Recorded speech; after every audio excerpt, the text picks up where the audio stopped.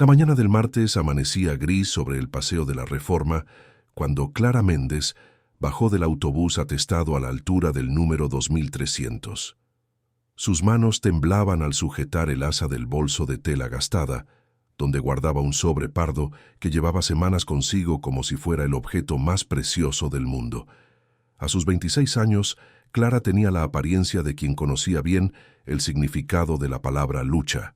Su cabello estaba recogido en un moño sencillo, sus uñas cortas revelaban años de trabajo como auxiliar de limpieza, y el vestido de algodón barato que usaba estaba limpio, pero visiblemente descolorido por los innumerables lavados. Se detuvo en la acera por un instante, observando el ajetreado ir y venir de los ejecutivos en sus impecables trajes, de las mujeres elegantes con sus bolsos de marca, todos caminando con la confianza de quien pertenecía a ese mundo. Clara respiró hondo. No era de ese mundo, nunca lo había sido, pero hoy necesitaba adentrarse en él. Hoy tenía un propósito que iba más allá de su timidez natural y del miedo que sentía al pisar aquel territorio desconocido. El Banco Empresarial Hispano se alzaba imponente en 1870, medio de la manzana, su fachada de vidrio espejado reflejando las nubes pesadas del cielo. Clara sabía que aquel no era un banco común. Era una institución financiera exclusiva que atendía solo a clientes con patrimonios millonarios. Nunca en su vida había imaginado que un día tendría una razón para cruzar aquellas puertas. Pero la vida, había aprendido en los últimos meses, reservaba giros imposibles de prever. Al empujar la puerta giratoria de vidrio, sintió el corazón acelerarse. El vestíbulo principal era aún más intimidante de lo que había imaginado. El piso de mármol italiano brillaba bajo la luz de las lámparas de araña de cristal que colgaban del techo alto. Todo allí respiraba dinero y poder. Había apenas media docena de personas en el amplio espacio, todas vestidas como si acabaran de salir de una revista de moda. El silencio era casi religioso, roto solo por el sonido discreto de tacones altos contra el mármol y por el murmullo bajo de conversaciones telefónicas. Clara se acercó al mostrador de atención con pasos vacilantes. Apretó el sobre contra el pecho, como si aquel gesto pudiera darle la valentía que le faltaba. Detrás del mostrador, un hombre de aproximadamente 40 años la observaba. Su traje era de un gris impecable, el cabello perfectamente peinado con gel, y en la muñeca relucía un reloj que probablemente costaba más de lo que Clara ganaba en un año entero de trabajo. «Buenos días», dijo ella, la voz saliendo más débil de lo que pretendía. «Necesito resolver una cuestión de herencia». El gerente, cuya placa lo identificaba como Roberto Álvarez, la examinó de arriba abajo. Su mirada se detuvo en la ropa sencilla de Clara, en las sandalias gastadas, en las manos marcadas por el trabajo. Una sombra de irritación cruzó su elegante rostro. «Herencia», repitió el tono cargado de incredulidad. «¿Y la señora tiene cuenta en este banco?» «No», respondió Clara, intentando mantener la voz firme. «Pero mi padre sí.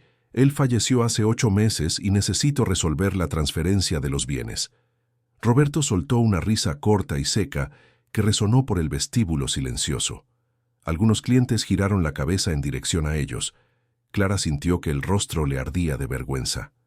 «Mire, señorita», dijo Roberto, apoyando los codos en el mostrador e inclinándose hacia adelante con una sonrisa condescendiente. «Este banco atiende a una clientela muy específica, muy selecta, si es... ¿Qué me entiende? No hacemos préstamos personales, no tenemos cuenta popular, no hacemos nada de ese tipo». Creo que debe haberse confundido. El banco que busca está más abajo, en la siguiente cuadra. Clara sintió que las lágrimas le quemaban los ojos, pero parpadeó rápidamente para alejarlas. No podía llorar. No allí, no ahora. Había venido preparada para la resistencia, pero no para aquella humillación tan directa y cruel. «No me confundí, señor», insistió ella, la voz temblando ligeramente. «Tengo todos los documentos aquí. Si usted pudiera solo verificar en el sistema». Ella extendió el sobre pardo, pero Roberto ni se movió para tomarlo. En cambio, cruzó los brazos y suspiró con impaciencia exagerada. «Documentos», repitió, haciendo un gesto despectivo con la mano. Escuche bien lo que le voy a decir. Todos los días aparecen personas aquí con historias de herencia, de parientes ricos que nadie conocía, de dinero olvidado. ¿Y sabe lo que todas esas historias tienen en común? Son falsas, son intentos de estafa o simplemente casos de confusión mental. Clara sintió que la sangre le subía al rostro. No es una estafa, señor. Tengo una orden judicial, tengo una prueba de ADN, tengo todo lo necesario. Roberto puso los ojos en blanco. ADN, dijo, pronunciando la palabra como si fuera algo absurdo. Y déjeme adivinar, usted es hija de algún empresario multimillonario que mantuvo un romance secreto con su madre, ¿no es así? Y ahora, convenientemente después de que él falleció, usted aparece con una historia descabellada para intentar apoderarse de una fortuna que no es suya. Las palabras fueron como bofetadas. Clara sintió que el suelo se le escapaba bajo los pies. Alrededor, otros clientes habían detenido lo que hacían y observaban la escena con curiosidad y juicio. Ella quería desaparecer, evaporarse, dejar de existir en ese momento. Pero no podía. Había llegado hasta allí por un motivo, y ese motivo era mayor que su humillación. «No es así», susurró, la voz casi fallando. «Mi madre nunca quiso nada de él. Ella me crió sola, trabajando como empleada doméstica, limpiando en 3 casas diferentes por día. Ella nunca pidió un centavo. Fue solo cuando yo descubrí la verdad, cuando encontré las cartas antiguas guardadas en su armario, que resolví buscar mis derechos». Roberto golpeó con la mano en el mostrador, haciendo que Clara diera un salto. El señor Enrique Torres, que era cliente de este banco y que según usted afirma ser su padre, era uno de los empresarios más respetados de la Ciudad de México. ¿Usted realmente cree que un hombre de ese calibre dejaría a una heredera vestida así, sin ni siquiera saber usar los servicios básicos de un banco como este? Cada palabra era una nueva capa de veneno. Clara apretó el sobre con tanta fuerza que sus dedos se pusieron blancos. «Él no sabía que yo existía», dijo, la voz ahora quebrándose. «Mi madre perdió el contacto con él cuando descubrió que estaba embarazada. Tenía miedo de que él pensara que era una trampa, que ella estaba detrás de su dinero. Así que ella simplemente desapareció de su vida y me crió sola». «Qué historia tan conveniente», dijo Roberto con sarcasmo. «¿Y usted espera que yo crea eso? ¿Que yo simplemente escriba un nombre en el sistema y le dé acceso a una cuenta millonaria a alguien que apareció aquí de la nada? Por favor», Clara imploró, las lágrimas ahora escurriendo libremente por su rostro. «Pasé 6 meses luchando en la justicia. Vendí todo lo que tenía para pagar al abogado. Hice la prueba de ADN 3 veces porque nadie me creía. Todo lo que pido es que usted verifique. Solo eso. Ingrese el NIF en el sistema y vea que hay una orden judicial esperando ser cumplida». Roberto se levantó de la silla y Clara percibió que él estaba realmente irritado ahora. Su voz subió de volumen, garantizando que todos en el vestíbulo pudieran escuchar claramente. «No voy a ingresar nada, señorita. ¿Y sabe por qué? Porque sé reconocer un fraude cuando veo uno.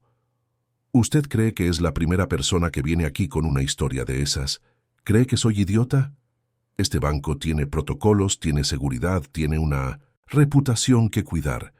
Y no voy a manchar esa reputación permitiendo que cualquiera entre aquí con un sobre pardo y una historia de lágrimas para intentar robar el patrimonio de nuestros clientes fallecidos. «No soy cualquiera», dijo Clara, ahora también elevando la voz, una mezcla de desesperación y rabia apoderándose de ella. «Soy Clara Méndez Torres, hija de Enrique Torres y María Méndez, y tengo derecho legal a lo que mi padre dejó. Él me reconoció antes de partir. Está todo documentado». Roberto hizo un gesto impaciente con la mano, como si estuviera espantando una mosca. «Me está cansando, señorita. O se va por las buenas ahora, o llamo a seguridad y se va por las malas. Y puedo incluso llamar a la policía por intento de estafa y alteración del orden. Elija». Clara miró a su alrededor, desesperada. Todos la miraban como si fuera una criminal, como si fuera sucia, indigna de estar allí. Se sintió pequeña, insignificante, como si volviera a ser niña, y los compañeros de la escuela se estuvieran burlando de ella por no tener padre, por usar ropa donada, por ser diferente. Fue entonces cuando Roberto le hizo una señal al guardia de seguridad que estaba apostado cerca de la entrada. El hombre, alto y musculoso en su uniforme azul marino, comenzó a caminar en dirección a ellos. Clara sintió que el pánico le apretaba el pecho. No podía terminar así, no después de todo lo que había pasado. «Señor, por favor», dijo, la voz saliendo entre sollozos, «solo necesito que usted mire los documentos. Solo eso. No soy una estafadora. No estoy loca. Solo quiero lo que es mío por derecho». El guardia de seguridad llegó al mostrador. «Señorita», dijo en tono firme pero no hostil, «voy a tener que pedirle que se retire. Está causando molestias a los otros clientes». Clara miró el sobre en sus manos. Allí dentro estaba todo. El certificado de nacimiento emitido tras el reconocimiento póstumo de paternidad, el informe de la prueba de ADN, la sentencia judicial que determinaba la transferencia de bienes, 6 meses de batalla, de humillación, de deudas acumuladas, y ahora estaba siendo expulsada como una invasora. Abrió la boca para intentarlo una última vez, pero ningún sonido salió. ¿De qué servía? Nadie allí iba a creerle. Para aquellas personas ella era solo una pobre más intentando aprovecharse de una situación, inventando historias para conseguir dinero fácil. El guardia de seguridad ya estaba extendiendo la mano para guiarla hacia la salida cuando la puerta giratoria comenzó a moverse. Un hombre entró en el vestíbulo con pasos decididos. Usaba un traje azul marino de corte impecable. Los cabellos canosos peinados hacia atrás revelaban sus aproximadamente 50 años. Llevaba un maletín de cuero y tenía aquella postura de quien estaba acostumbrado a ser escuchado y respetado. Se detuvo a pocos metros del mostrador, sus ojos inteligentes rápidamente evaluando la situación. El guardia de seguridad con la mano en el brazo de una joven claramente angustiada. El gerente, con expresión de irritación, los otros clientes, observando como si estuvieran asistiendo a un espectáculo desagradable. «¿Cuál es el problema aquí?», preguntó el hombre, su voz tranquila pero cargada de autoridad natural. Roberto se giró hacia él, el rostro aún rojo de irritación. «Ningún problema, doctor Augusto. Solo resolviendo una situación desagradable. La señorita ya se está yendo». Augusto Ferrer, porque era ese el nombre del recién llegado, dio algunos pasos adelante. «No me pareció que ella se esté yendo voluntariamente. Me pareció que está siendo forzada a salir. Y me gustaría saber el motivo». Roberto dudó. Aquel hombre claramente era alguien importante, alguien a quien el banco no podía permitirse el lujo de desagradar. Ella vino aquí con una historia absurda sobre herencia, intentando conseguir acceso a fondos que claramente no le pertenecen. Solo estamos siguiendo los protocolos de seguridad. Augusto miró a Clara, que aún sostenía el sobre contra el pecho, las lágrimas mojando su rostro. «¿Y la señorita tiene documentación para comprobar su historia?», preguntó él directamente a ella. Clara asintió, incapaz de hablar. Extendió el sobre con manos temblorosas. Augusto lo tomó y comenzó a examinar su contenido allí mismo, de pie, en medio del vestíbulo. Roberto observaba con creciente incomodidad, sin saber a ciencia cierta cómo reaccionar. El silencio que siguió fue denso. Augusto leía cada documento con atención meticulosa, volteando las páginas despacio, sus ojos recorriendo cada línea. Clara apenas conseguía respirar. No sabía quién era aquel hombre, pero él era su última esperanza. Después de lo que pareció una eternidad, Augusto levantó los ojos de los documentos y miró a Roberto con una expresión que mezclaba desaprobación e incredulidad. «Estos documentos parecen perfectamente legítimos. Hay una orden judicial clara aquí determinando la liberación de fondos. Hay una prueba de ADN certificada por laboratorio acreditado. Hay reconocimiento póstumo de paternidad con todas las firmas y sellos necesarios. ¿Por qué exactamente esta joven está siendo tratada como criminal?» Roberto tragó saliva. «Bueno, doctor, es que ella llegó aquí con una historia muy extraña y usted decidió juzgarla por su apariencia», completó Augusto la frase, su voz cortante. Decidió que, por el simple hecho de que ella no vistiera ropa cara o no hablara con el acento correcto, no podría ser heredera de un cliente de este banco. ¿Es ese el nuevo protocolo de atención que la institución adoptó? Roberto sintió que el sudor comenzaba a formarse en su frente. La voz de Augusto Ferrer resonaba por el vestíbulo con una autoridad que no podía ser ignorada. Todos los otros clientes ahora observaban la escena con renovado interés, pero esta vez las miradas de juicio no estaban dirigidas solo a Clara.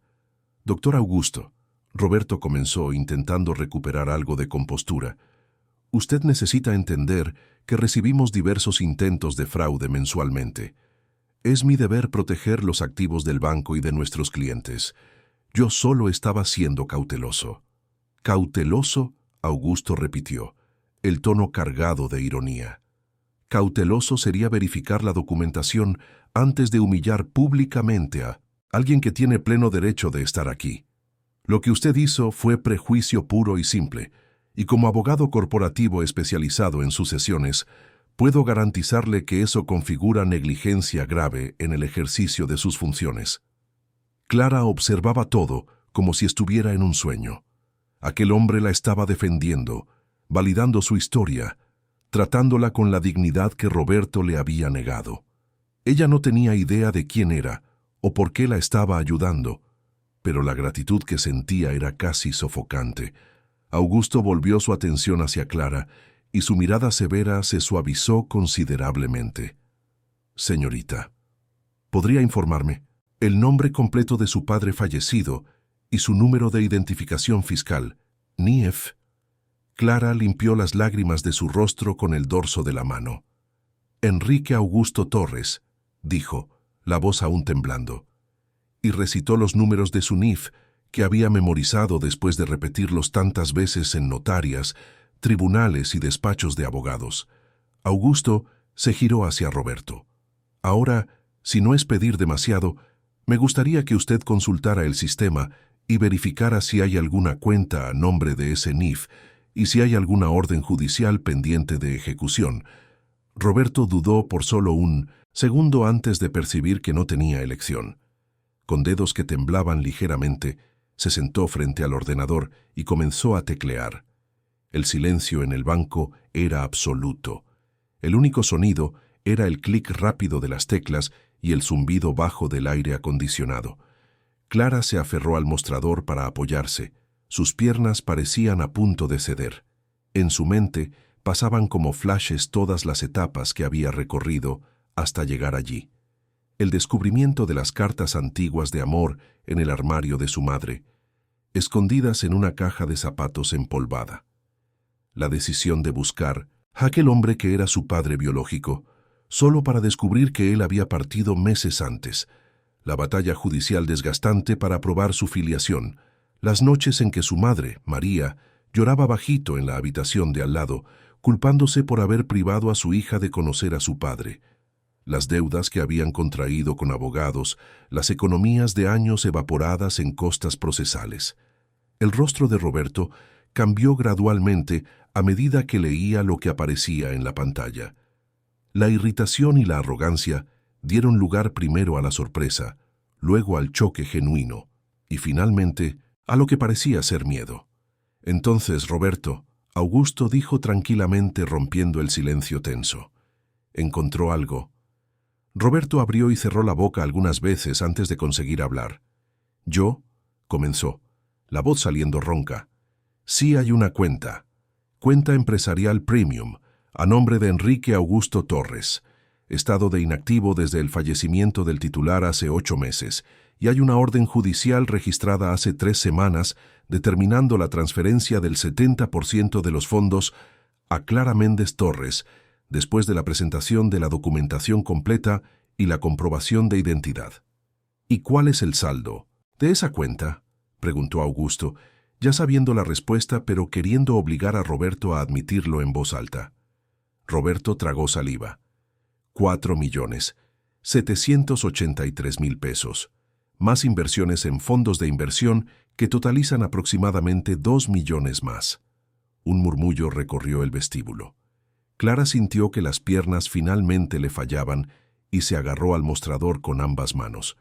Casi 7 millones de pesos. Su mente no conseguía procesar aquel número. Era más dinero de lo que ella podría ganar en 10 vidas enteras trabajando como auxiliar de limpieza. Augusto cruzó los brazos y miró a Minsintot. Roberto con una expresión dura.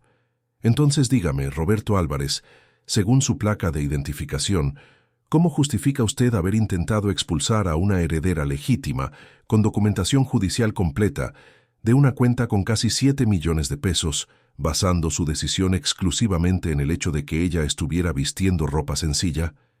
Roberto abrió la boca, pero ninguna excusa convincente salió. Yo cometí un error de juicio. Yo no sabía que... No sabía qué.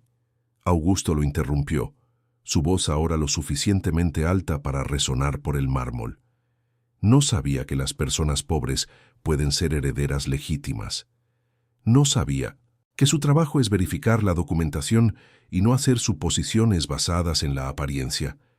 No sabía que la discriminación es un crimen y que exponer a alguien a un bochorno público puede generar una acción por daños morales. Clara observaba todo aún en estado de shock. Parte de ella quería gritar de alegría, abrazar a aquel hombre desconocido que había surgido como un ángel vengador. Otra parte aún estaba paralizada por la magnitud de lo que estaba sucediendo.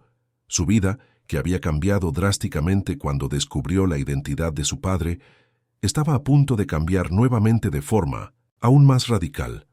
«Doctor Augusto», Roberto intentó nuevamente, el pánico ahora evidente en su voz. «Le pido disculpas. Sinceramente. Señorita Clara, lamento profundamente el malentendido. Si la señorita puede perdonarme, podemos resolver todo ahora mismo de forma rápida y profesional». «¿Malentendido?».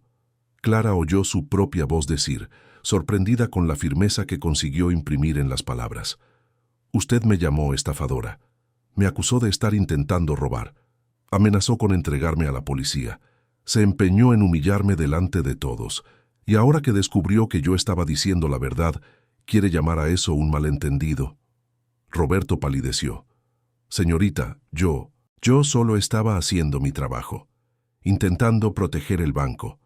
Su trabajo», Augusto intervino, «es verificar la documentación y seguir los protocolos. No es juzgar a las personas por la ropa que visten o por la clase social a la que pertenecen. Y estoy seguro de que la gerencia regional estará muy interesada en saber cómo sus empleados tratan a clientes legítimos». Al escuchar la mención de la gerencia regional, Roberto se puso aún más pálido. «Por favor, doctor», dijo, la voz ahora suplicante. «No hay necesidad de involucrar a la regional. Yo resuelvo esto ahora. Le doy todo el soporte necesario a la señorita Clara. Garantizo que todo sea procesado con la máxima prioridad». «Demasiado tarde para eso», dijo una voz femenina detrás de ellos. Todos se giraron. Una mujer de aproximadamente 50 años caminaba por el vestíbulo desde el área administrativa. Vestía un traje ejecutivo color vino, con el cabello rubio recogido en un moño elegante, y sus ojos castaños irradiaban una mezcla de autoridad e irritación. Su placa de identificación la identificaba como Beatriz Noguera, gerente regional. «Estaba en la sala de reuniones», dijo ella, deteniéndose junto a Augusto y mirando directamente a Roberto. «Las paredes son de cristal, como bien sabes. Vi y oí todo lo que ha pasado aquí en los últimos 15 minutos. Y estoy absolutamente asqueada». Roberto pareció encogerse. «Señora Beatriz, puedo explicar». «¿Qué puedes explicar, Roberto?», dijo ella, su voz cortante como una cuchilla. «¿Puedes explicar por qué trataste a una clienta legítima como si fuera una criminal? ¿Puedes explicar por qué no seguiste el protocolo básico de verificación de documentación antes de hacer acusaciones graves? ¿Puedes explicar por qué te pareció apropiado exponer a esta joven a humillación pública?» Beatriz se volvió hacia Clarisa y su expresión severa se suavizó. «Señorita, Clarisa, en nombre del Banco Empresarial Madrid, le presento mis más sinceras y profundas disculpas por el trato absolutamente inaceptable que ha recibido hoy. El comportamiento del señor Álvarez no refleja los valores de esta institución y será tratado con la máxima severidad. Clarisa solo asintió, aún incapaz de procesar completamente todo lo que estaba sucediendo. Las últimas horas habían sido una montaña rusa emocional que la había dejado exhausta. Augusto se manifestó nuevamente. Señora Beatriz, como abogado de la señorita Clarisa, me gustaría solicitar formalmente que las imágenes de las cámaras de seguridad sean preservadas. Serán necesarias para la acción por daños morales que se interpondrá contra el banco y contra el señor Álvarez personalmente. Acción por daños morales, repitió Roberto, el pánico ahora total en su rostro. Beatriz asintió a Augusto. Las imágenes serán preservadas inmediatamente, y en cuanto al señor Álvarez, queda suspendido de sus funciones a partir de este momento. Roberto se retirará a la sala de recursos humanos y esperará allí. El departamento jurídico se pondrá en contacto para las acciones pertinentes. Roberto abrió la boca para protestar, pero una mirada de Beatriz lo hizo callar. Se levantó de la silla con movimientos rígidos, evitando mirar a Clarisa, y caminó hacia la parte trasera del banco con la postura de un hombre derrotado. «Señorita Clarisa», dijo Beatriz, volviendo su atención a la joven, «¿puede acompañarme a mi despacho? Me encargaré personalmente de toda la liberación de fondos y la transferencia de activos, y el doctor Augusto, por supuesto, está invitado a acompañarnos». Clarisa miró a Augusto, incierta. Él le dedicó una sonrisa tranquilizadora y un leve asentimiento con la cabeza. «Puede ir tranquila», dijo él amablemente. «Estaré a su lado en cada paso». Siguieron a Beatriz a través del vestíbulo, pasando por los clientes que ahora los observaban con una mezcla de curiosidad y vergüenza. Clarisa mantenía los ojos fijos al frente, tratando de ignorar las miradas. Entraron en un pasillo revestido de madera noble que llevaba al área administrativa. El despacho de Beatriz estaba al final del pasillo, una sala espaciosa con vistas a la Gran Vía a través de enormes ventanales de cristal. «Por favor, siéntense», dijo Beatriz, indicando dos cómodos sillones frente a su escritorio. «¿Puedo ofrecerles café, agua, algo más?» «Agua, por favor», Clarisa logró decir, con la garganta seca de tanto llorar.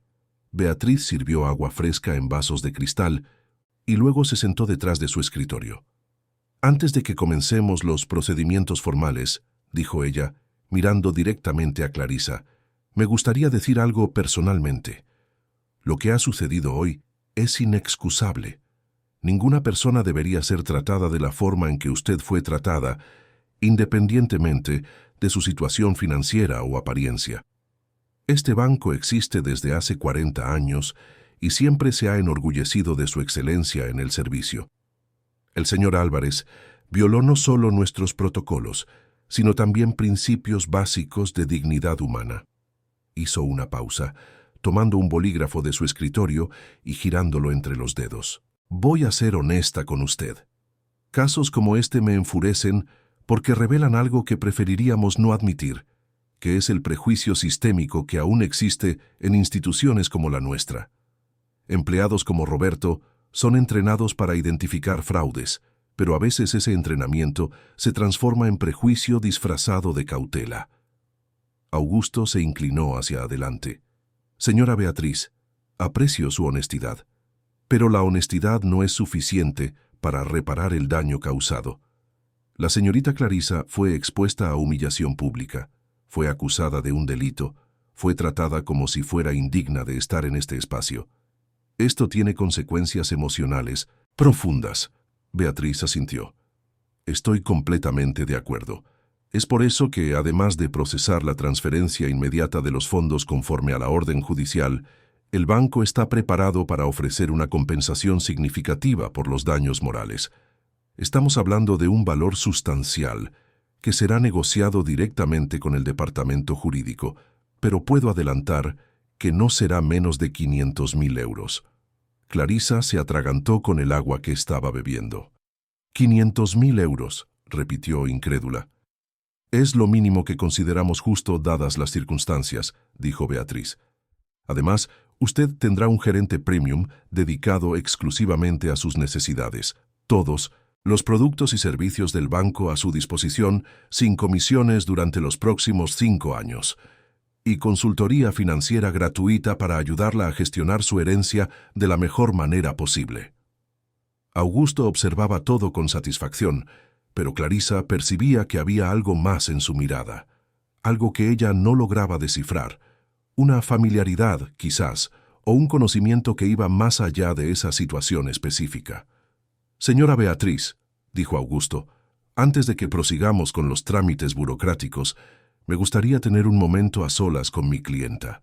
Son solo unos minutos, cuestiones relacionadas con el fallecido que necesitan ser tratadas en privado». Beatriz miró de uno a otro y luego asintió. «Claro, pueden usar la sala de reuniones de al lado. Voy a preparar toda la documentación necesaria mientras tanto. Señorita Clarisa, cuando regresen, tendremos todo listo para su firma». Augusto se levantó e hizo un gesto para que Clarisa lo acompañara. Salieron del despacho de Beatriz y entraron en la sala de reuniones adyacente, un espacio más pequeño pero igualmente elegante, con una mesa ovalada de caoba y sillas tapizadas. Augusto cerró la puerta tras ellos y por primera vez desde que había aparecido, pareció dudar. «Clarisa», comenzó. Él y había una suavidad en su voz que no estaba antes. «Hay algo que necesito contarte, algo que va más allá de esta situación en el banco». Clarisa se sentó en una de las sillas, de repente sintiendo un cansancio profundo. «¿Quién es usted?», preguntó directamente. «¿Por qué me está ayudando? ¿Cómo sabía sobre mi padre?». Augusto acercó una silla y se sentó a su lado, no al otro lado de la mesa. Respiró hondo antes de empezar a hablar. «Mi nombre es Augusto Ferreira, como ya sabes. Pero lo que no sabes es que no soy solo un abogado que apareció aquí por casualidad». El silencio en la sala de reuniones era denso, cargado de expectación. Clarisa observaba a Augusto con los ojos muy abiertos, el corazón latiéndole fuerte en el pecho. Había algo en su expresión, una mezcla de emoción contenida y determinación, que la dejaba al mismo tiempo ansiosa y curiosa. «Conocí a tu padre», dijo Augusto finalmente, las palabras saliendo despacio, como si cada una llevara un peso específico. «Conocí a Enrique hace más de 30 años. Éramos compañeros de universidad en la Universidad de Madrid. Nos graduamos juntos en Derecho. Pero más que compañeros, éramos amigos, mejores amigos». Clarisa sintió algo oprimir su pecho. Durante toda su vida, su padre había sido una figura abstracta, un nombre en cartas antiguas, una sombra sin sustancia. Y ahora, allí estaba alguien que lo había conocido de verdad, que podría darle detalles, historias, pedazos de una persona que ella nunca tuvo la oportunidad de conocer. «Usted conocía a mi padre», repitió ella, la voz saliendo en un susurro. «Entonces, ¿usted sabía sobre mí?». Augusto negó con la cabeza lentamente. «No siempre. Déjame explicarte. Enrique me contó sobre María, tu madre, muchas veces. Él se enamoró de ella. Cuando tenía 25 años, ella trabajaba como secretaria en uno de los despachos donde él hacía prácticas. Enrique venía de una familia rica, tradicional, con expectativas muy específicas sobre con quién debería casarse. Pero él se enamoró perdidamente de María. Hizo una pausa, con los ojos distantes como si estuviera viendo escenas del pasado. Ellos salieron en secreto durante casi 2 años. Enrique sabía que su familia nunca aceptaría la relación, no porque María no fuera una persona maravillosa, sino porque ella no venía de su mismo mundo social. Era una batalla que él no estaba listo para enfrentar en ese momento de su vida. Clarisa apretó las manos en su regazo. Sentía rabia y tristeza al mismo tiempo. Rabia por la familia que juzgaba a su madre sin conocerla. Tristeza por el amor que había sido impedido de florecer. Un día, continuó Augusto, María simplemente desapareció. Dejó de ir al trabajo, cambió de dirección, cambió el número de teléfono. Enrique se desesperó. Me pidió ayuda para encontrarla, pero fue imposible. Era como si se hubiera evaporado. Él pasó meses buscándola, pero eventualmente la familia lo presionó para que siguiera adelante. Un año después, bajo presión de sus padres, se casó con Mariana Acosta, una mujer de familia tradicional que su madre había elegido. Y él nunca supo que mi madre estaba embarazada, dijo Clarisa. No era una pregunta, era una constatación. No, Augusto confirmó. María nunca se lo dijo. Me imagino que ella pensó que sería una carga, una obligación, o tal vez tuviera miedo de que él pensara que era una trampa para conseguir su dinero.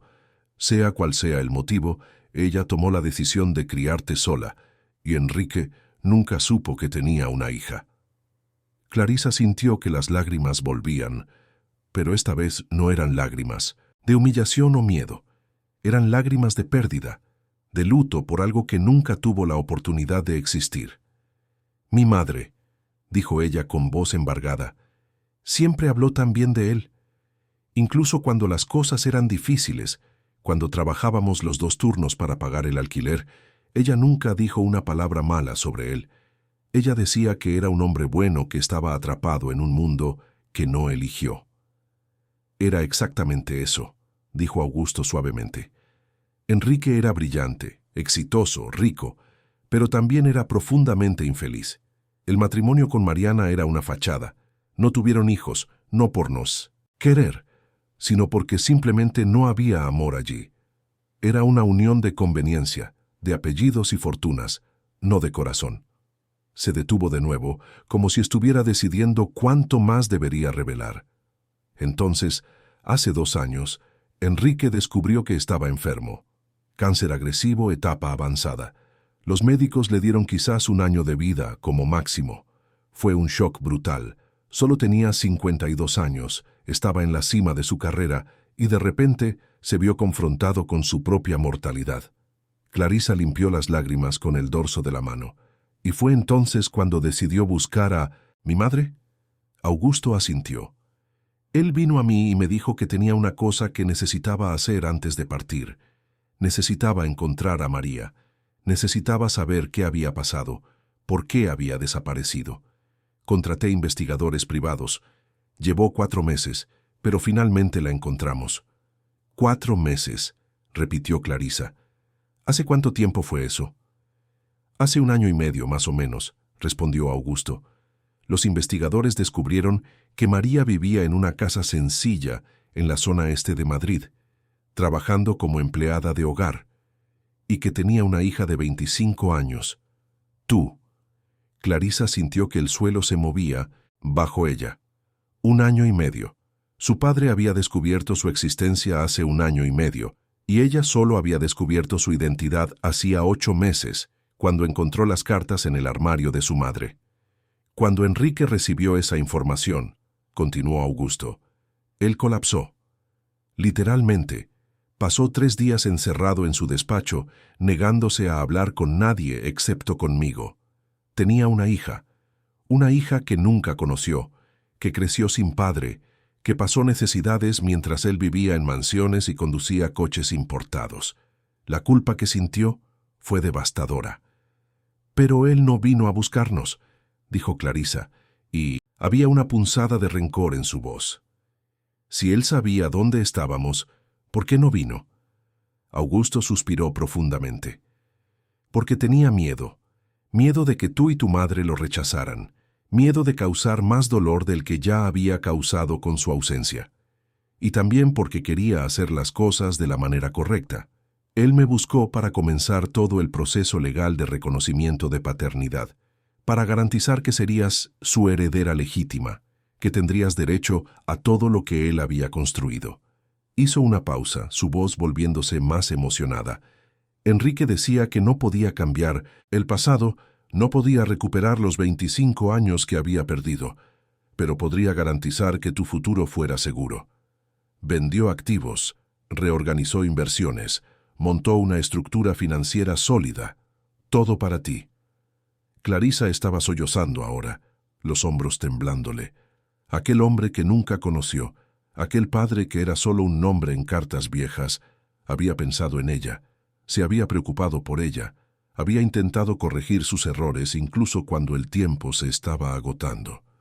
Él planeaba venir personalmente, dijo Augusto, su propia voz ahora embargada. Lo tenía todo preparado.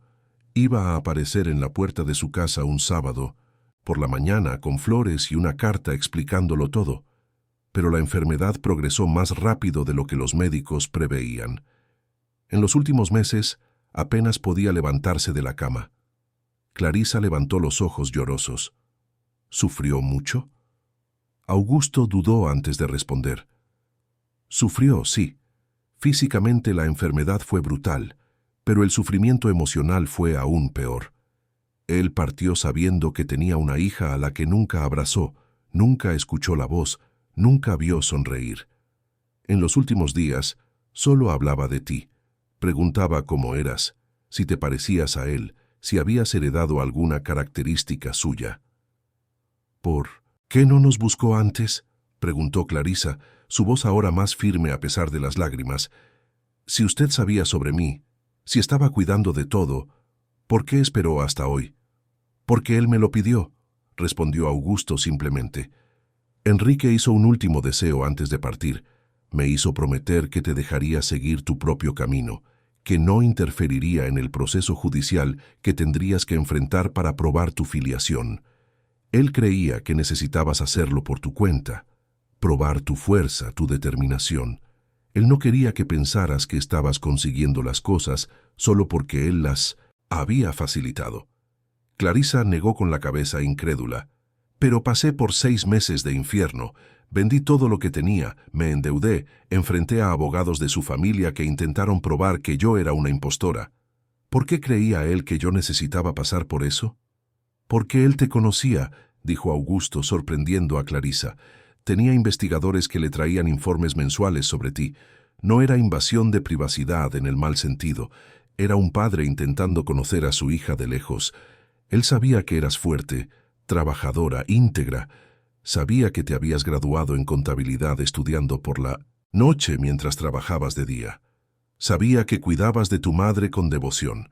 Y él creía que merecías la oportunidad de probar al mundo, y a ti misma, que eras capaz de luchar por tus derechos.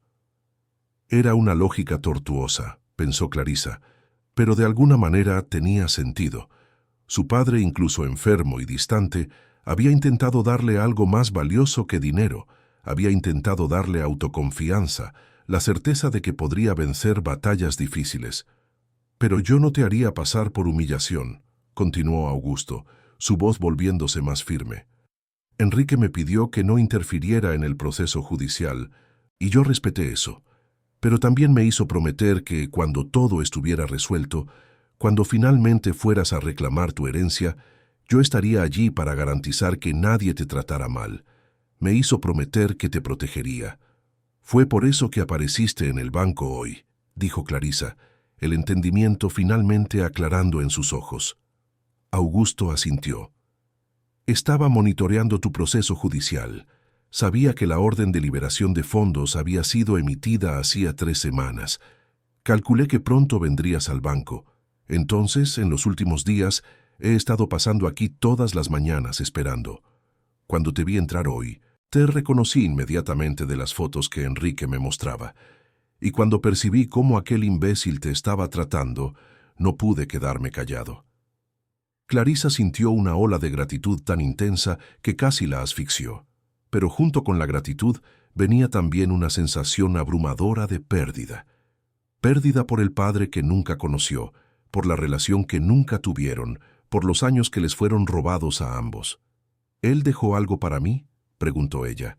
¿Además del dinero? ¿Alguna carta, algún mensaje? Augusto sonrió por primera vez, y era una sonrisa amable, paternal. Sí, dejó, pero no aquí. Está en su caja fuerte particular, en el subsuelo de este banco. Yo tengo la llave y la autorización para llevarte hasta allí. Pero primero necesitamos resolver todo el papeleo con la señora Beatriz, garantizar que el dinero sea transferido correctamente, que todo se haga conforme a la ley. Clarisa asintió, limpiándose el rostro una vez más. Estaba exhausta emocionalmente, pero también sentía una especie de paz comenzando a instalarse en su corazón. No era el final feliz que habría elegido. No tenía a su padre vivo para abrazar y conocer, pero tenía algo.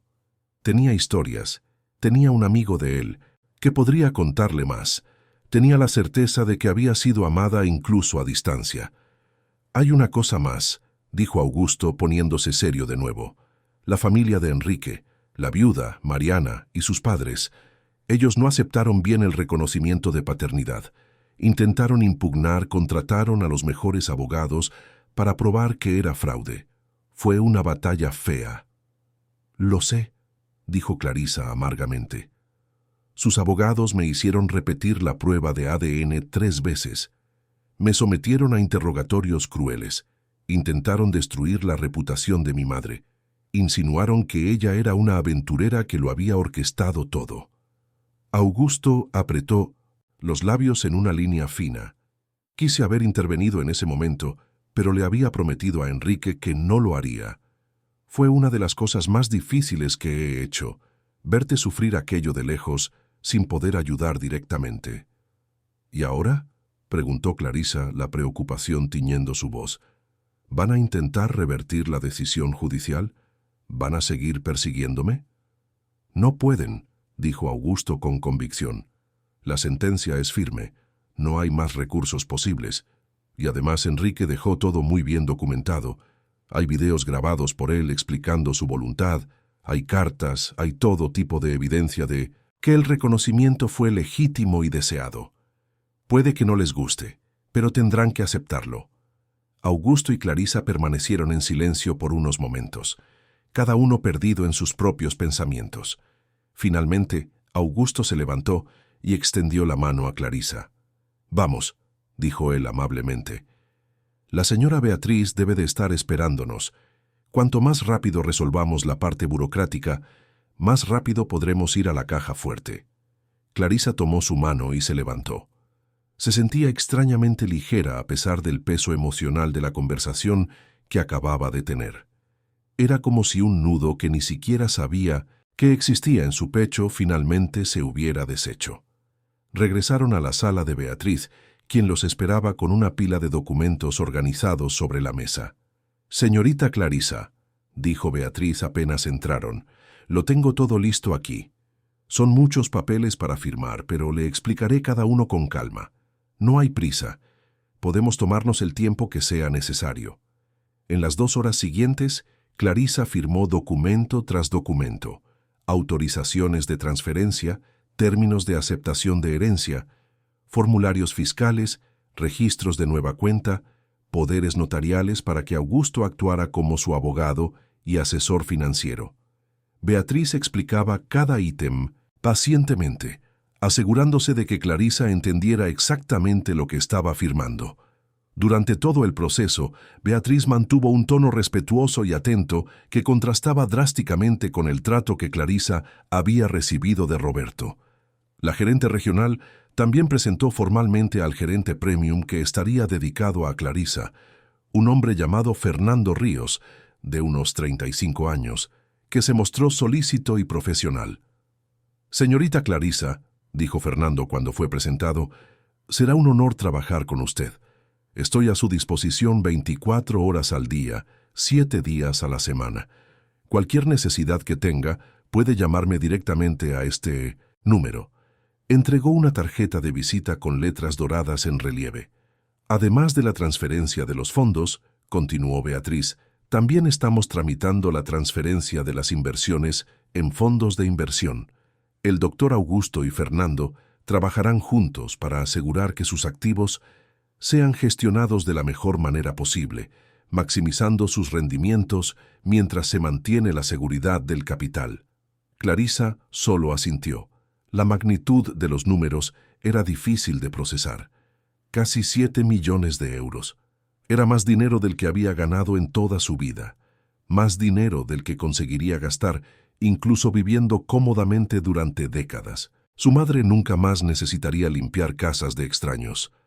Ella misma nunca más necesitaría levantarse a las 5 de la mañana para tomar 3 autobuses hasta el trabajo.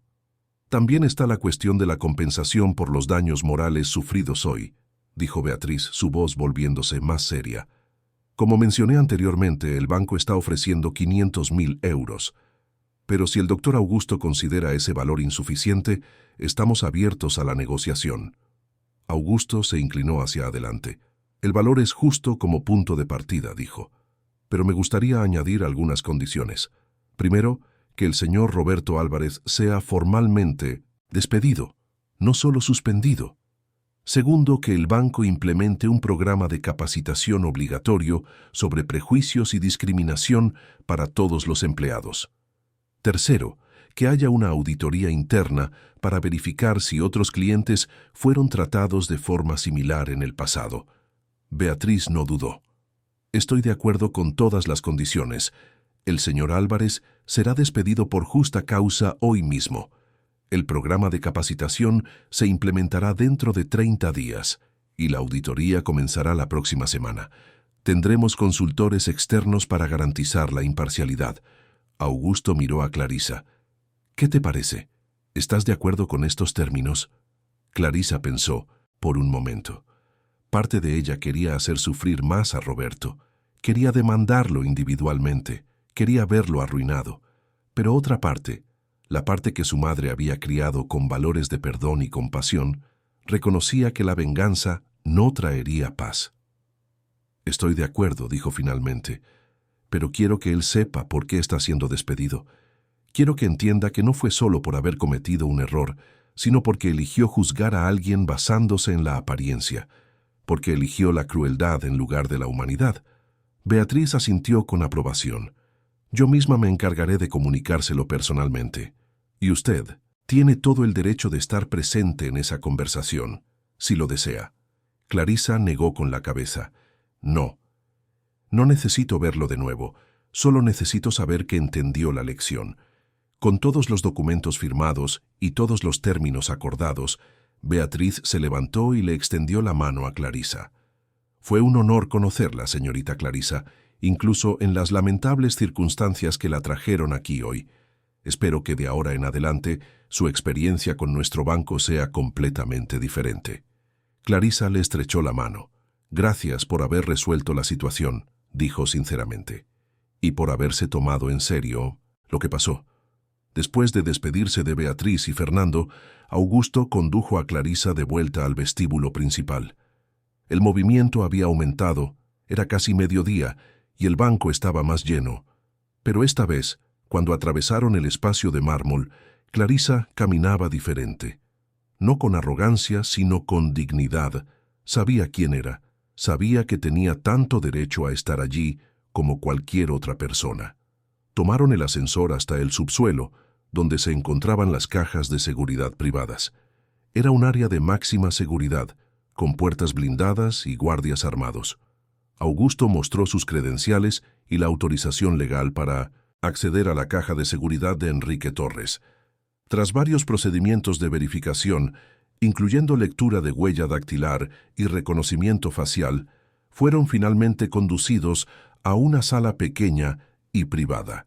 En el centro de la sala había una mesa sencilla y 2 sillas. Augusto colocó su maletín sobre la mesa y de él retiró una llave antigua, dorada, con detalles ornamentados. Esta llave, dijo, abre la caja fuerte particular de tu padre. Él me la entregó personalmente 2 semanas antes de irse, diciendo que cuando llegara el momento adecuado, yo sabría qué hacer. Usó la llave para abrir un compartimento en la pared.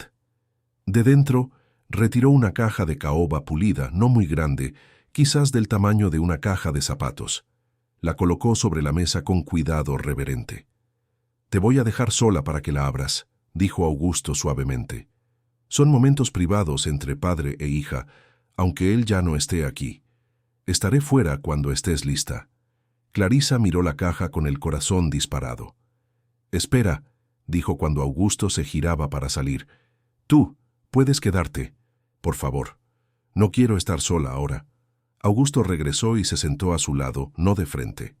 Con manos temblorosas, Clarisa abrió la caja. El interior estaba forrado con terciopelo rojo oscuro. Había varios objetos cuidadosamente arreglados.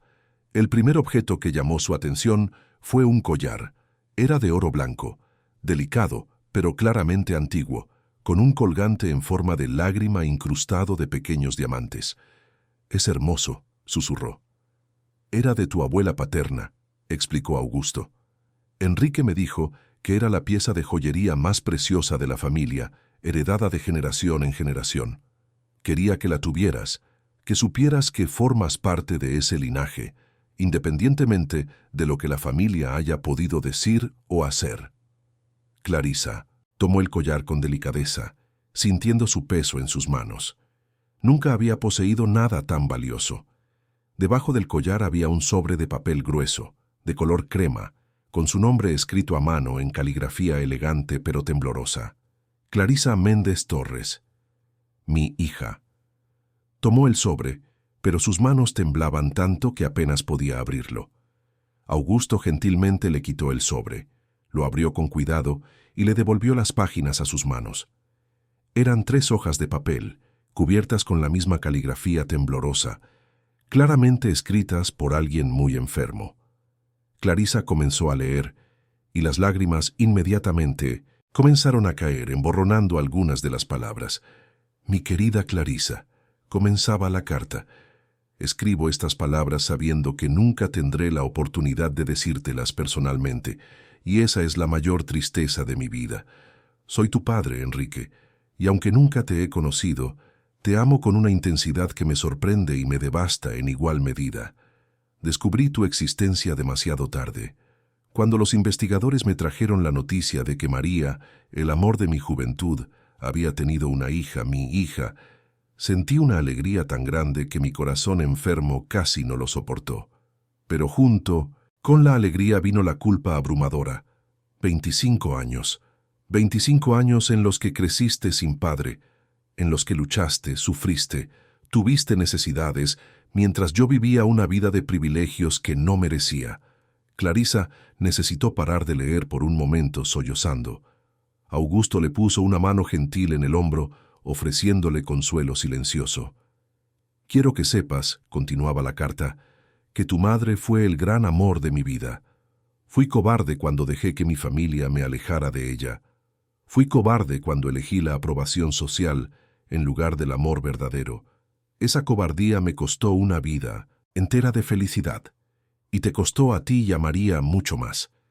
No hay palabras suficientes para expresar mi arrepentimiento. Los investigadores me contaron sobre ti, sobre lo trabajadora, íntegra, fuerte que eres, sobre cómo cuidaste de tu madre cuando ella enfermó, trabajando en 3 empleos para pagar el tratamiento, sobre cómo volviste a estudiar por las noches, determinada a tener una educación mejor. Cada detalle que aprendí me llenó de orgullo y de dolor. Orgullo porque eres todo lo que me gustaría que una hija fuera. Dolor porque no estuve allí para apoyarte, para guiarte, para simplemente abrazarte y decirte que te amo. El dinero que estoy dejando es solo dinero. No puede comprar los años perdidos, no puede reemplazar mi presencia. Pero espero que pueda darte seguridad, que pueda permitir que tú y tu madre vivan con dignidad, que puedan realizar sueños que quizás hayan abandonado por necesidad. Le pedí a Augusto que no interfiriera en tu proceso judicial porque creía que necesitabas probarle al mundo, y principalmente a ti misma, que eres lo suficientemente fuerte para luchar por tus derechos. Pero también le pedí que estuviera allí cuando reclamaras tu herencia, para asegurar que nadie te tratara con falta de respeto. Augusto es mi hermano de corazón. Confía en él como yo confío. Él te guiará, te protegerá, de la forma que yo no pude. El collar que está en esta caja perteneció a mi madre, tu abuela Elena. Ella era una mujer fuerte y bondadosa, que te habría amado profundamente. Quiero que lo uses y te acuerdes de que llevas en ti la fuerza de mujeres que vinieron antes. No eres solo hija de una ama de llaves valiente, también eres descendiente de un linaje de mujeres que enfrentaron adversidades y prevalecieron. También hay en esta caja algunas fotos mías en diferentes fases de la vida. No tenemos recuerdos juntos, pero espero que estas imágenes puedan darte algún sentido de quién fui. Espero que puedas mirarlas y ver algo de ti misma reflejado. Mi querida hija, sé que pedí mucho al dejarte luchar sola por tu herencia, pero creía que necesitabas esa victoria. Necesitabas probar que perteneces a cualquier espacio que elijas ocupar, no porque seas mi hija, sino porque eres Clarisa, fuerte, determinada, digna. Perdóname por no haber sido el padre que merecías. Perdóname por todos los cumpleaños que me perdí, por todas las veces que necesitaste un abrazo paterno y él no estuvo allí. Perdóname por haber dejado que el miedo y la cobardía me alejaran del mayor regalo que la vida podría haberme dado. Vive bien, hija mía. Ama profundamente.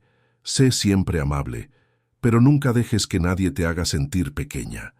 Eres hija de María Méndez, la mujer más valiente que conocí, y eres hija de Enrique Torres, un hombre imperfecto que te amó de la única manera que sabía. Con todo mi amor y todo mi arrepentimiento, tu padre, Enrique.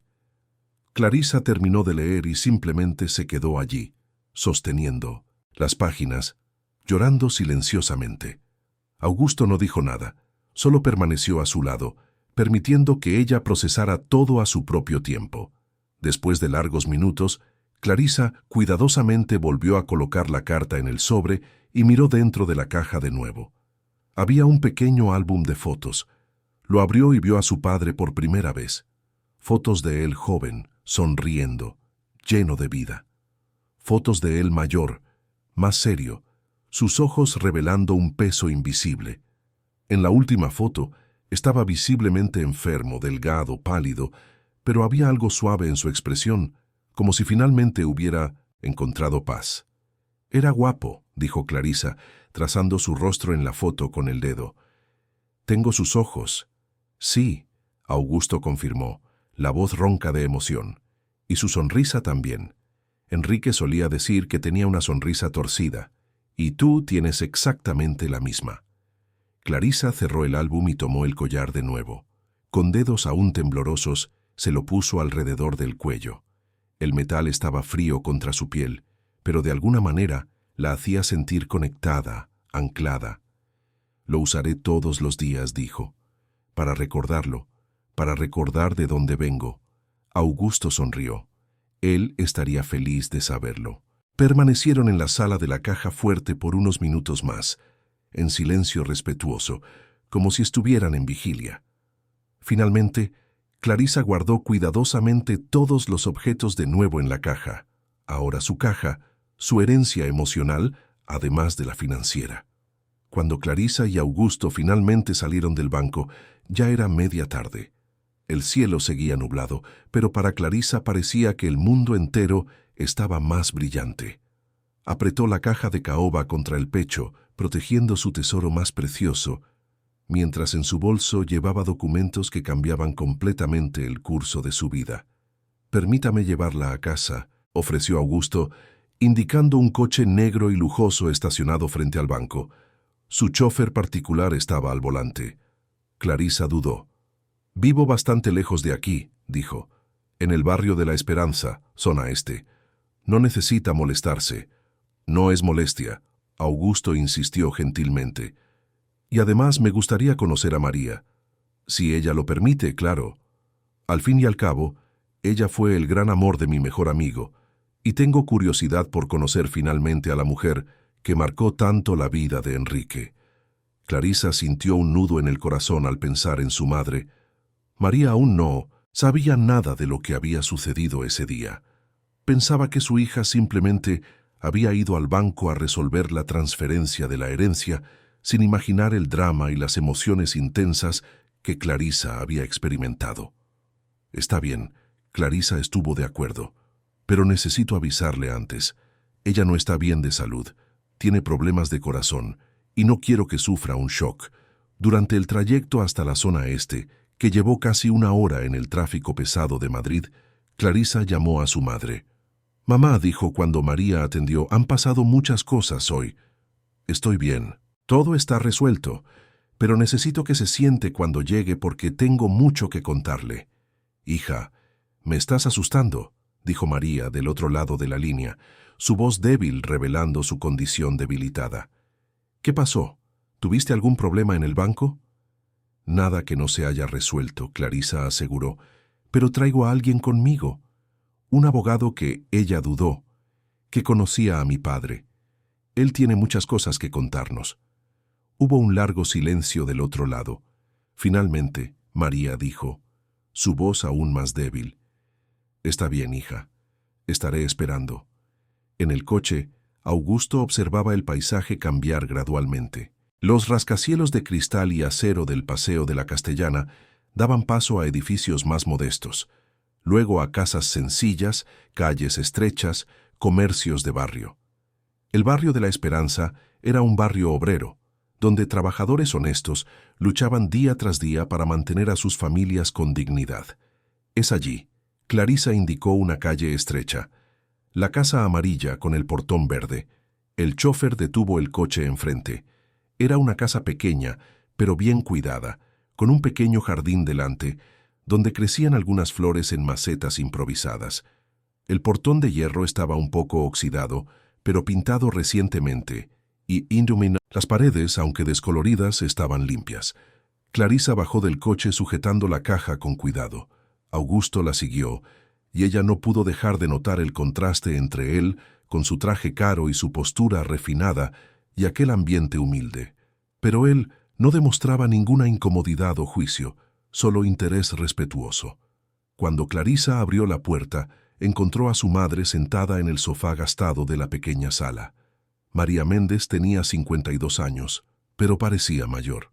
Los años de trabajo pesado habían curvado ligeramente su espalda, y la reciente enfermedad cardíaca había adelgazado aún más su cuerpo ya pequeño. Pero sus ojos, del mismo tono castaño oscuro de Clarisa, aún brillaban con inteligencia y dulzura. «Mamá», dijo Clarisa, sentándose a su lado y tomando sus manos. «Este es el doctor Augusto Ferreira. Él era el mejor amigo de Enrique». María miró a Augusto con una expresión compleja, mezcla de curiosidad, nerviosismo y quizás un toque de tristeza. «Hola, doctor», dijo educadamente. «Por favor, siéntese. Disculpe la casa sencilla». «Su casa es acogedora, doña María», dijo Augusto sinceramente, sentándose en la única butaca disponible. «Y es un honor finalmente conocerla. Enrique habló tanto de usted en los últimos meses de vida que siento que ya la conozco». María apretó la mano de Clarisa, buscando fuerza. «Él», comenzó, la voz vacilante. «¿Él se acordaba de mí entonces? Después de tantos años». «Él nunca te olvidó», Augusto dijo gentilmente. «Usted fue el gran amor de su vida, doña María. El matrimonio que él tuvo fue solo una formalidad social. Era a usted a quien él llevaba en el corazón todos esos años». Lágrimas comenzaron a rodar por el rostro de María. «¿Por qué no me buscó? Cuando supo de la enfermedad, ¿por qué no vino?» Augusto se inclinó hacia adelante. Él quería, planeó 1000 veces cómo lo haría, pero tenía miedo de que usted lo rechazara después de tantos años de abandono, miedo de causar más dolor, y también dudó. Quería arreglar las cosas primero. Quería asegurar que Clarisa fuera reconocida legalmente, que tuviera todos los derechos de heredera. «Yo nunca quise nada de él», dijo María, casi a la defensiva. «Crié a mi hija sola y con orgullo. Nunca pedí un céntimo». «Lo sé», dijo Augusto, y Enrique también lo sabía. Fue exactamente por eso que él la amaba tanto, porque usted era genuina, no interesada, porque eligió irse en lugar de retenerlo con un embarazo que él podría interpretar como una trampa. Clarisa, que había permanecido callada hasta entonces, finalmente habló. «Mamá, hay algo que necesito mostrarte». Abrió la caja de caoba y cuidadosamente retiró la carta. «Él escribió esto. Para mí. Pero creo que tú también necesitas leerlo». Con manos temblorosas, María tomó las páginas y comenzó a leer. Clarisa y Augusto permanecieron en silencio, observando las emociones pasar por el rostro de aquella mujer que había cargado tanto peso sola durante tantos años. Cuando María llegó a la parte donde Enrique hablaba de ella, de cómo había sido cobarde, de cómo ella era el gran amor de su vida, se derrumbó en sollozos profundos. Clarisa la abrazó, dejando que llorara.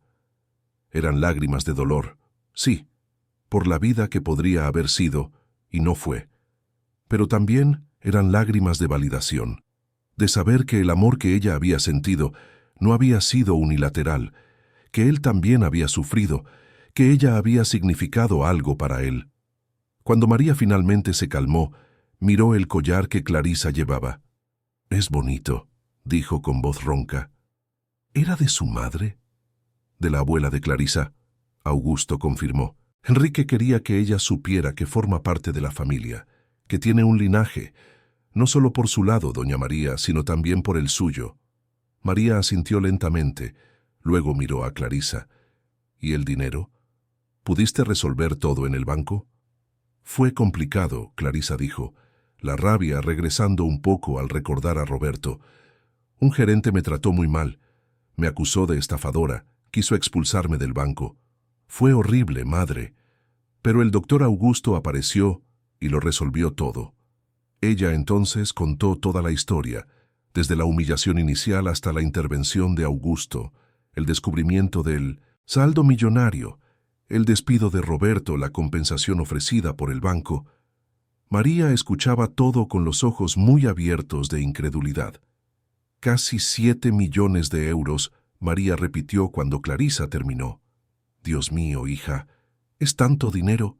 ¿Qué vamos a hacer con tanto dinero?» Clarisa sonrió a través de las lágrimas. «Primero, usted va a dejar de trabajar inmediatamente. Va a hacer el tratamiento del corazón con los mejores médicos, en un hospital privado, sin filas, sin esperas. Nos mudaremos de aquí a una casa mejor o quizás un apartamento en un lugar más tranquilo. Y usted va a descansar, madre. Finalmente va a poder descansar». María negó con la cabeza, más lágrimas cayendo. «Yo no necesito una casa grande, hija. Esta siempre ha sido suficiente. Pero ahora podemos tener más», Clarisa insistió. «No porque esta casa no sea buena, sino porque lo merecemos. Usted trabajó toda la vida, madre. Limpió la casa de otras personas, mientras la nuestra quedaba sin sus cuidados porque usted estaba siempre exhausta.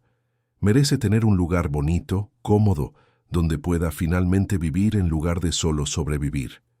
Augusto observaba el intercambio entre madre e hija con una sonrisa suave. Enrique tenía razón sobre «ustedes dos», dijo. Dijo que doña María había criado una hija extraordinaria, y ahora veo que estaba completamente en lo cierto. «Doña María», continuó, poniéndose más serio, «necesito conversar con usted sobre algunas cuestiones prácticas. Clarisa es joven, y aunque es inteligente y estudiada, nunca ha lidiado con cantidades tan grandes de dinero. Con su permiso, me gustaría actuar como su consultor financiero, ayudándola a tomar decisiones sabias sobre inversiones, gastos, planificación de futuro». María miró a Clarisa, quien asintió. «Confío en él, madre», Clarisa dijo. «Él era el mejor amigo de mi padre, y hoy ha probado que está de nuestro lado». «Entonces está decidido», María dijo. «Doctor Augusto, le agradezco por cuidar de mi hija hoy y por traer noticias sobre Enrique. Por más doloroso que sea, es reconfortante saber que él no nos olvidó». Augusto se quedó una hora más con ellas, explicando en términos simples cómo funcionarían las inversiones, cuánto de rendimiento mensual podrían esperar, cómo el dinero podría ser gestionado de forma que durara generaciones.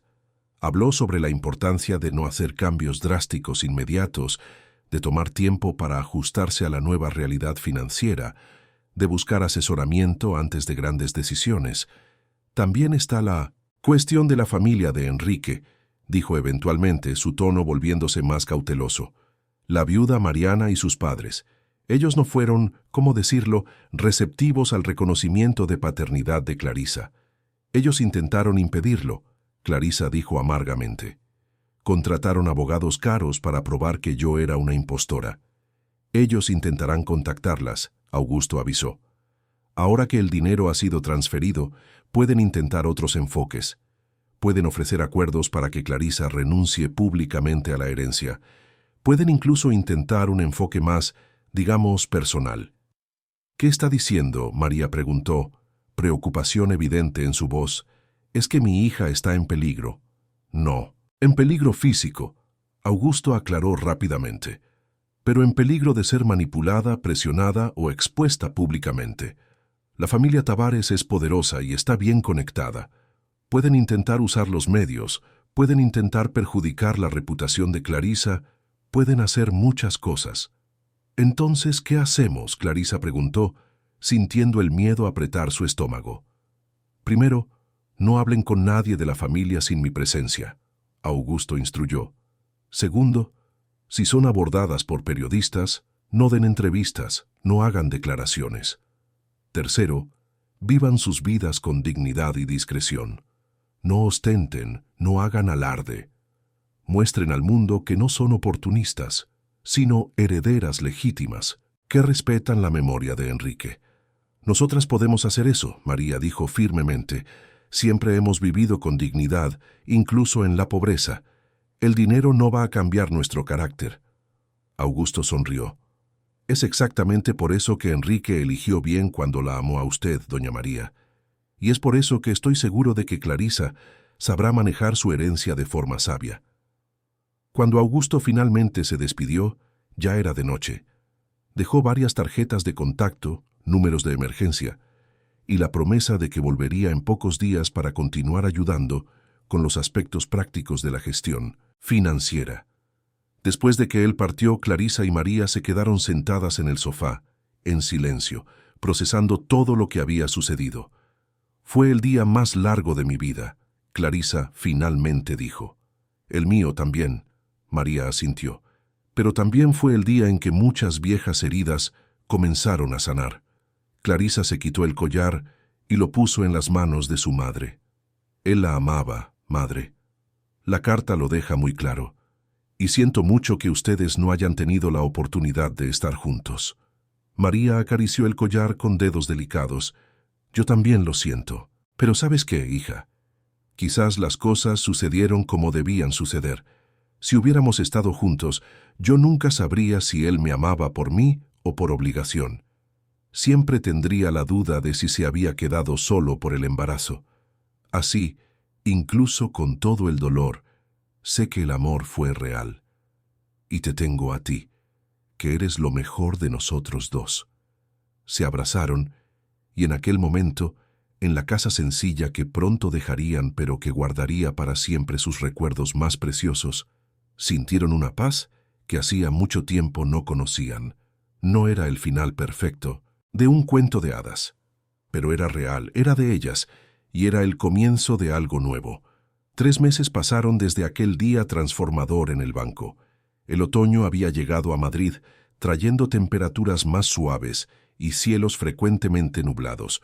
Pero para Clarisa y María, cada día parecía más luminoso que el anterior. Se habían mudado a un apartamento espacioso en el barrio de Chamberí, una región de clase media con buena infraestructura y fácil acceso a hospitales y comercio. No era una mansión en el barrio de Salamanca, no era ostentación innecesaria, pero era cómodo, seguro, y tenía 3 habitaciones, lo que significaba que cada una tenía su propio espacio, además de una habitación de invitados para cuando quisieran recibir visitas. María había dejado de trabajar como prometido y estaba haciendo seguimiento médico regular. Los cardiólogos privados habían ajustado su medicación y ella estaba respondiendo bien al tratamiento. Las líneas de preocupación constante en su rostro habían comenzado a suavizarse, sustituidas por una expresión más serena. Pasaba sus días cuidando de un pequeño jardín en la terraza del apartamento, leyendo los libros que nunca había tenido tiempo para leer y descubriendo, poco a poco, quién era María Méndez, además de madre y trabajadora. Clarisa también había hecho cambios en su vida, pero de forma gradual, como Augusto había aconsejado. Había continuado trabajando por 1 mes más después de recibir la herencia, queriendo hacer una transición digna y avisar a sus empleadores con antelación. Cuando finalmente se fue con cartas de recomendación y la gratitud sincera de personas que habían aprendido a respetarla a lo largo de los años. Ahora estaba matriculada en un curso de posgrado en gestión financiera. Augusto había sugerido que ella invirtiera en educación, que aprendiera a gestionar no solo su propia fortuna, sino que se capacitara para quizás en el futuro ayudar a otras personas en situaciones similares. La idea había resonado profundamente con Clarisa. Ella no quería ser solo una heredera pasiva, sino alguien que marcara la diferencia. El banco había cumplido todas sus promesas. Roberto había sido despedido, y según Fernando, el gerente premium de Clarisa, estaba teniendo gran dificultad para encontrar nuevo empleo, pues la historia de cómo había tratado a una cliente había circulado discretamente en el medio financiero. Clarisa no sentía placer con su sufrimiento, pero había una cierta satisfacción en saber que las acciones tienen consecuencias. El programa de entrenamiento sobre prejuicios y discriminación había sido implementado en todas las sucursales del banco, y Beatriz, la gerente regional, había incluso pedido permiso a Clarisa para usar su historia, sin revelar nombres, como estudio de caso en el entrenamiento. Clarisa había accedido esperando que su experiencia pudiera evitar que otros pasaran por lo mismo. La compensación de 500.000 euros había sido depositada conforme a lo acordado. Clarisa había usado parte de ella para saldar todas las deudas contraídas durante el proceso judicial, para regalar a su madre algunos artículos que siempre había soñado tener y para crear un pequeño fondo de caridad que ayudaba a mujeres cabezas de familia en situación de vulnerabilidad a pagar por servicios jurídicos. Era su forma de transformar dolor en propósito. En cuanto a la familia Tavares, las cosas habían sido más complicadas. Como Augusto había previsto, hubo intentos de contacto. Primero vinieron los abogados con propuestas de acuerdo, ofreciendo cantidades menores a cambio de que Clarisa renunciara públicamente a la condición de heredera y al apellido Tavares. Clarisa se negó categóricamente, asesorada por Augusto. Ella no estaba interesada en dinero adicional y ciertamente no iba a negar su propia identidad para confortar a personas que la habían tratado como un fraude. Después vinieron los intentos más personales. La viuda, Mariana, había aparecido en su apartamento una tarde, sin avisar. Era una mujer elegante de unos 50 años, cabellos rubios impecablemente peinados, vistiendo ropa de diseño y exhalando perfume caro. Pero en sus ojos había algo que Clarisa no esperaba. No era rabia, era cansancio. María había atendido la puerta y tras un momento de tensión donde las dos mujeres se miraron, había invitado a Mariana a entrar. Clarisa había bajado de su habitación y había encontrado a las dos sentadas. En la sala, un silencio incómodo flotando entre ellas. No vine a pelear, Mariana había dicho sus primeras palabras, ni vine a intentar convencerla de que renuncie a la herencia. Vine porque necesitaba ver con mis propios ojos a la mujer que Enrique amó de verdad y a la hija que tuvo con ella. Lo que siguió fue una conversación larga y dolorosa. Mariana confesó que siempre había sabido que su matrimonio con Enrique era una farsa, que ambos habían acordado vivir esa mentira por razones prácticas, familiares, sociales. Ella misma tenía su propio amor del pasado que había tenido que abandonar. Cuando Enrique enfermó y comenzó a hablar sobre María y sobre una hija que acababa de descubrir, Mariana no se puso celosa, se puso triste por la vida que ambos habían desperdiciado en un matrimonio sin amor. Intenté impedir el reconocimiento de paternidad, Mariana admitió, porque la familia de Enrique me presionó terriblemente. Sus padres, sus hermanos, todos pensaban que era un golpe, que ustedes se estaban aprovechando de un hombre moribundo. Pero en el fondo creo que yo sabía la verdad. Ella miró directamente a Clarisa.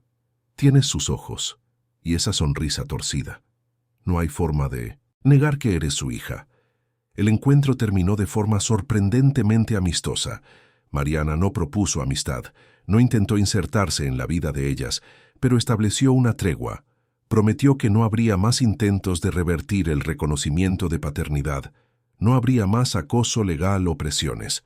A cambio, pidió solo que Clarisa fuera discreta sobre la herencia, que no diera entrevistas exponiendo a la familia, que permitiera que el nombre Tavares mantuviera alguna dignidad. Clarisa accedió. Ella no tenía interés en exposición pública de ninguna forma. Su venganza, si es que podía llamarlo así, era simplemente vivir bien, probar que era digna de la herencia no por la ropa que vestía o por el apellido que llevaba, sino por el carácter que su madre le había enseñado. Los padres de Enrique nunca entraron en contacto y Clarisa estaba perfectamente cómoda con eso. No sentía necesidad de ser aceptada por personas que la habían rechazado antes incluso de conocerla. Tenía a su madre, tenía a Augusto, que se había convertido en una figura casi paternal en su vida, y tenía algunas amigas verdaderas que permanecieron a su lado incluso cuando descubrieron sobre su herencia. Augusto las visitaba regularmente, siempre trayendo consejos financieros, pero también, cada vez más, simplemente viniendo a cenar, a conversar, a compartir historias sobre Enrique que ayudaban a Clarisa a conocer al padre que nunca había tenido. Él contaba sobre las travesuras que hacían en la universidad, sobre los sueños que Enrique tenía cuando joven, sobre cómo era divertido e inteligente, y sí, también cobarde en algunos aspectos, pero fundamentalmente bueno. Esa tarde específica de otoño, 3 meses después del día en el banco, Clarisa estaba sentada en la terraza del apartamento, estudiando para un examen de su posgrado. María estaba a su lado, tejiendo una bufanda, algo que había comenzado a hacer recientemente como pasatiempo. El collar de oro blanco, el que había pertenecido a la abuela Elena, brillaba contra la blusa sencilla que Clarisa llevaba. Ella lo usaba todos los días, como había prometido, un recordatorio constante de sus raíces, tanto humildes como nobles. El teléfono de Clarisa sonó. Era Fernando, su gerente premium del banco. «Buenas tardes, señorita Clarisa», dijo con su habitual cortesía. «Llamo para confirmar que los rendimientos de este mes fueron depositados según lo previsto, y también para informarle sobre una oportunidad de inversión que puede ser de su interés». Ellos conversaron por algunos minutos sobre números, porcentajes, proyecciones. Clarisa hacía preguntas inteligentes, fruto de sus estudios en el posgrado y de las horas de asesoramiento con Augusto. No era más la joven asustada y perdida que había entrado en el banco 3 meses atrás. Estaba convirtiéndose en una mujer que entendía de finanzas, que tomaba decisiones informadas, que crecía en confianza día tras día. Después de que colgó, miró a su madre. «Sabes, madre», dijo pensativa, «a veces todavía parece un sueño. Todo lo que pasó, el descubrimiento sobre mi padre, la batalla judicial, aquel día horrible en el banco, el dinero, todo». María dejó de tejer y miró a su hija. «¿Y te arrepientes de haber buscado esto? ¿De haber abierto aquella caja de zapatos y descubierto las cartas?» Clarisa pensó por un largo momento. «No», dijo finalmente, «porque incluso con todo el dolor, con toda la dificultad, ahora sé quién soy completamente. Sé de dónde vine.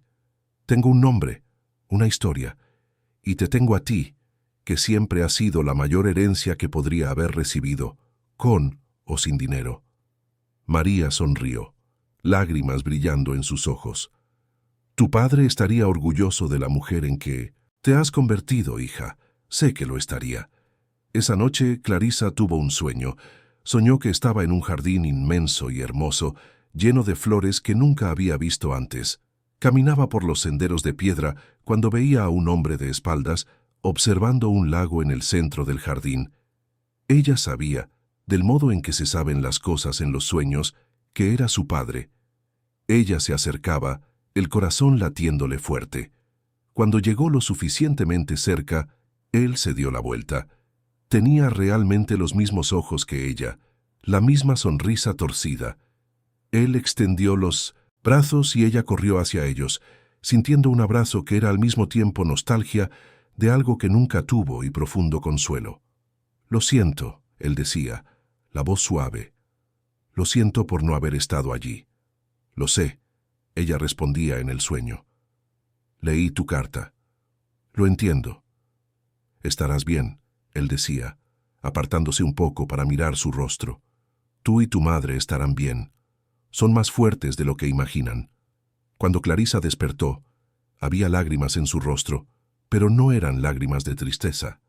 Eran lágrimas de aceptación, de cierre, de paz. Su padre nunca volvería, nunca podría deshacer la ausencia o recuperar los años perdidos.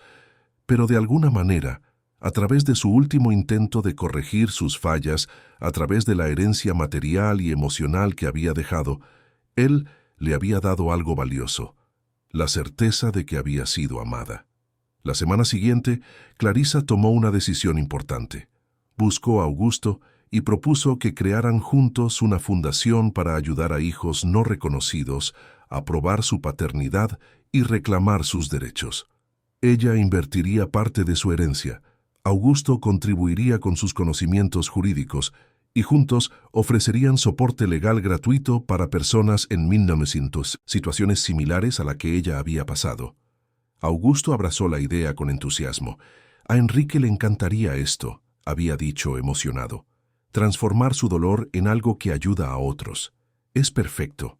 La fundación se estableció 3 meses después, llevando el nombre de Fundación Enrique y María, honrando tanto al padre que había reconocido tardíamente a su hija como a la madre que había criado a esa hija con amor y sacrificio. El día de la inauguración asistieron abogados, jueces, trabajadores sociales y, lo más importante, varias personas que ya habían sido ayudadas por la fundación en sus primeros meses de operación. Clarisa dio un pequeño discurso nerviosa pero determinada. Habló sobre su viaje, sobre cómo casi se había rendido varias veces, sobre el día en el banco cuando fue tratada como una criminal. Habló sobre la importancia de luchar por los propios derechos, pero también sobre cómo nadie debería tener que luchar solo. Cada niño merece saber quién es, dijo, su voz firme resonando en el salón. Merece tener acceso a su propio nombre, a su propia historia. Y ningún niño debería ser juzgado por las circunstancias de su nacimiento o por la situación financiera de su madre. Esta fundación existe para garantizar que todos los niños que se encuentren en la situación en que me encontré tengan el soporte necesario para reclamar su identidad. La audiencia aplaudió de pie. María, sentada en la primera fila usando un vestido nuevo y elegante pero no ostentoso, lloraba de orgullo. Augusto, a su lado, tenía una enorme sonrisa en su rostro. Después del evento, mientras conversaba con algunas de las personas a las que la fundación estaba ayudando, Clarisa se dio cuenta de algo fundamental. La verdadera herencia que su padre le había dejado no eran los millones en la cuenta bancaria.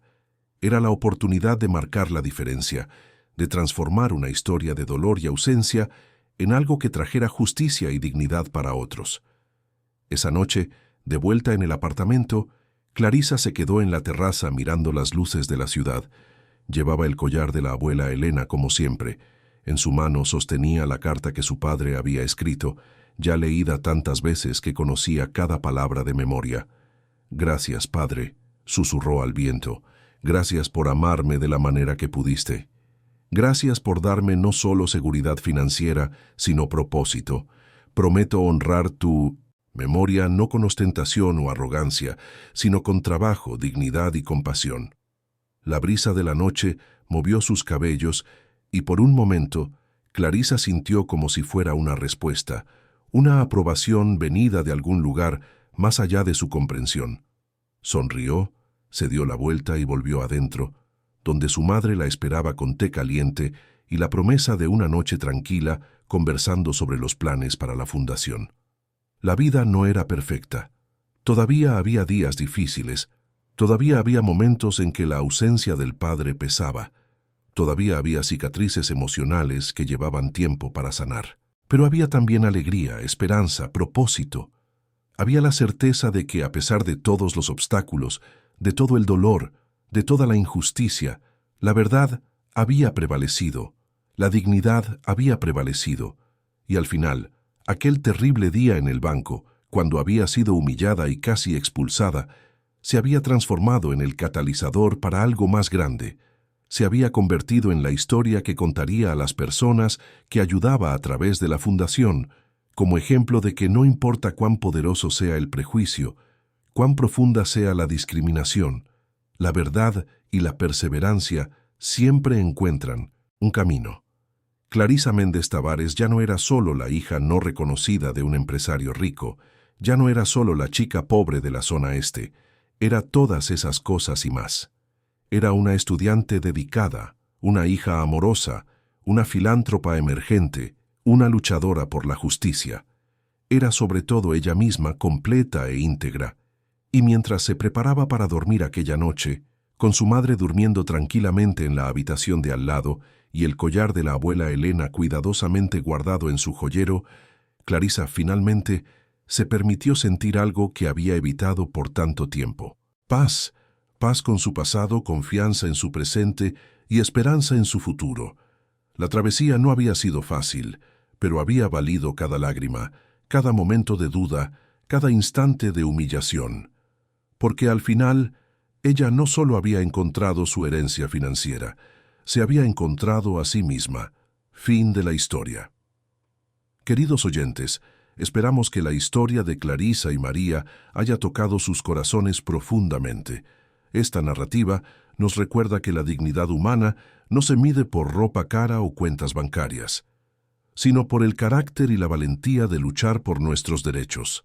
Si esta historia resonó contigo, no olvides suscribirte a nuestro canal y dejar tu me gusta en el video. Tu interacción nos ayuda a llegar a más personas que necesitan escuchar estos mensajes de esperanza. Todos los días traemos historias únicas que celebran la fuerza del espíritu humano y la importancia de tratarnos unos a otros con respeto y compasión. Cuéntanos en los comentarios. ¿Alguna vez has pasado por alguna situación de prejuicio? ¿Cómo lo manejaste? Nos encantaría escuchar tu historia. Hasta el próximo encuentro y recuerda siempre, tu origen no determina tu destino, pero tus elecciones sí.